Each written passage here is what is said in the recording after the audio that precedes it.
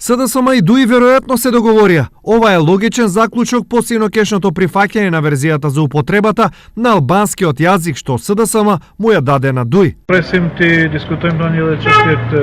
Председателството на ДУИ ги исцрпи сите аргументи во однос на законот за јазикот и на крај едногласно даде согласност за текстот на овој закон.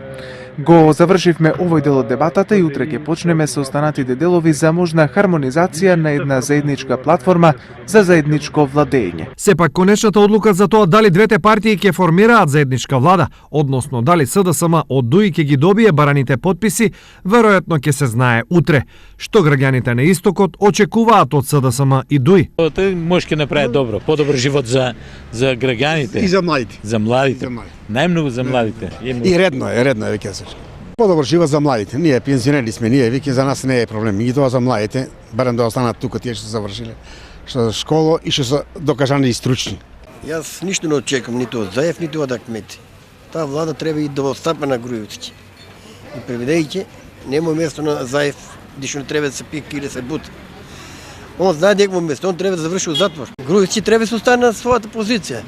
Он не требаше да дозволи на Заев да остапи така. Беше пробо за ЕДС, па после па за ВМРО, ништо, нити не прават ништо. Некој, сите са што се ги гледа интересите за тој. Инаку, преговорите меѓу СДСМ и ДУИ почнаа откако Никола Груевски го доби мандатот, но во законски утврдениот рок не успеа да формира влада.